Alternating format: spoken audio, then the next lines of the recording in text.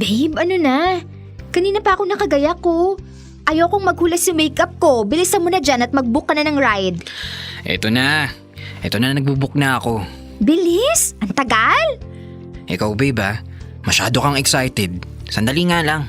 Paano hindi ako may excite? Minsan lang naman kita makasama. Sabi ko naman kasi sa'yo, huwag ka nang bumalik ng probinsya eh. Hindi ko talaga kayang ganito na lagi tayong magkalayo. Konting tiis lang naman babe.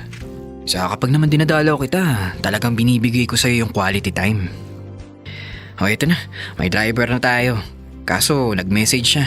Hihintayin daw natin siya ng 5 minutes at bibili lang daw siya ng tubig. Ano ba yan? I-cancel mo na yan. Pwede naman na bumili na lang siya ng tubig after niya tayong ihatid. Ikaw talaga? Napakasungit mo. Hayaan mo na, naghahanap buhay yung tao. Basta dapat 5 minutes lang ah. Babe, ano ba? 15 minutes na, wala pa rin. Kung ako sa'yo, ika-cancel ko na yan. Saan ka ba naman nakakitang paghihintayin pa talaga yung pasahero ni wala man lang sorry? Kakainis. Ikaw talaga. Andito na, malapit na. O tara na, lumabas na tayo. Dali.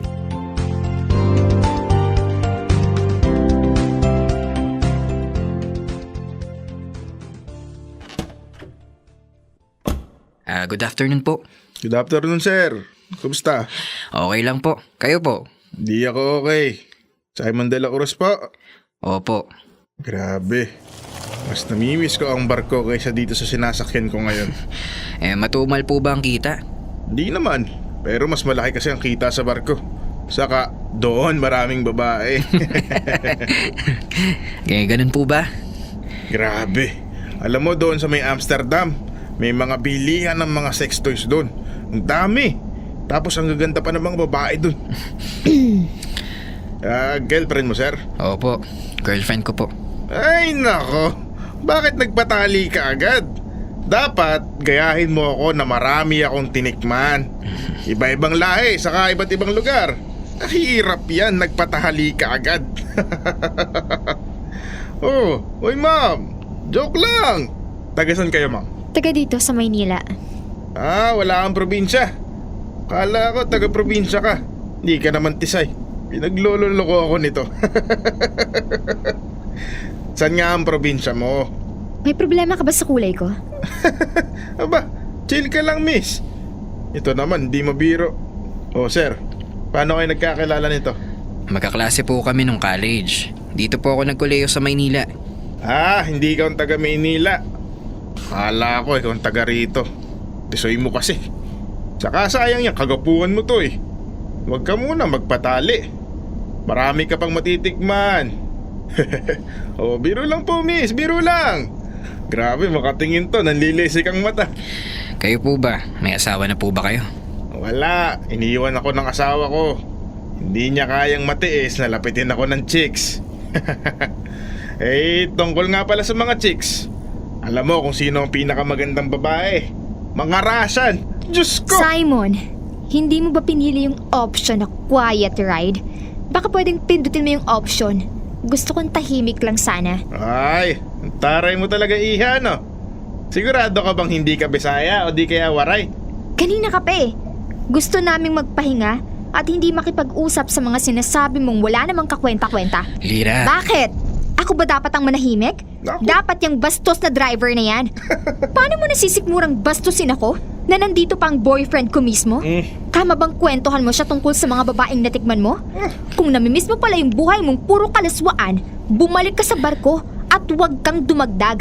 Marami ng cancer dito sa Pilipinas. Lira, huminawan ka. Sir, pasensya na po kayo sa girlfriend ko Mainit lang po talaga ang ulo. Bakit ikaw pang humihingi ng dispensa dyan?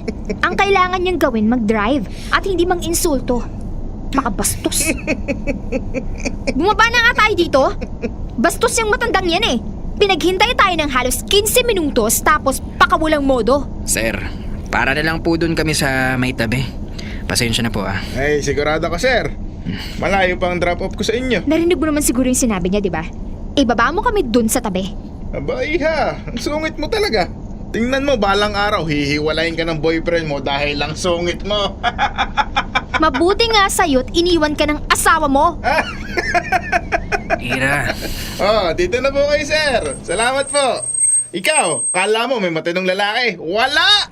Balang araw, titikim din yun sa iba. Ikaw, mamamatay kang mag-isa.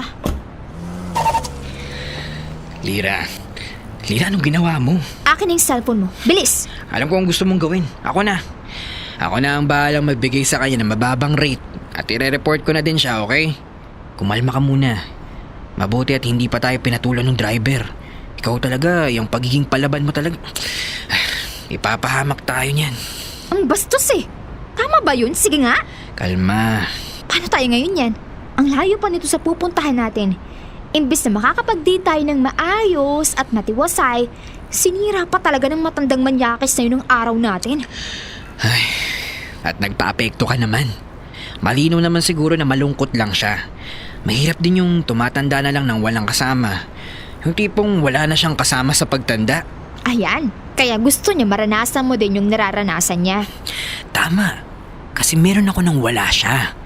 Yung babaeng tapat na nagmamahal sa akin at nag-iisa kong babaeng minamahal. Love, alam kong nakakainis talaga yung mga naging action niya at yung pananalita niya.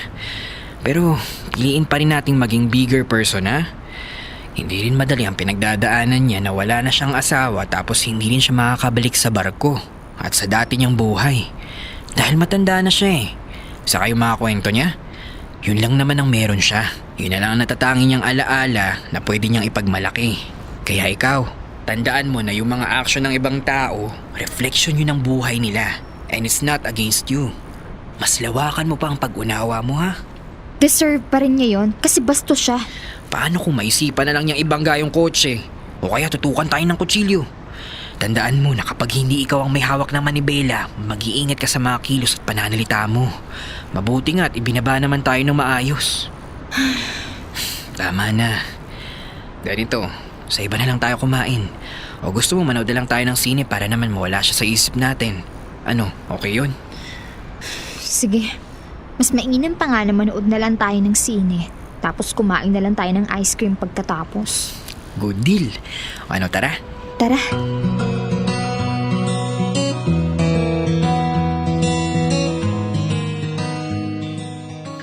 Dear love, kahit na hindi naging magandang simula ng araw na yun sa akin, ay to the rescue ang aking boyfriend na talagang ginawa ang kaniyang makakaya upang makalimutan ko ang inis ko sa driver na yon. Natakot lang din talaga ako ng araw na yun baka ma-turn off sa akin ng boyfriend kong si Simon. Natural talaga sa akin ang pagiging isang palaban at wala talaga akong inaatrasan kahit sino pa yan, lalo na kapag alam kong akong nasa tama. Napakakalmado ng boyfriend ko at malawak ang pangunawa na siyang aking kabaliktaran.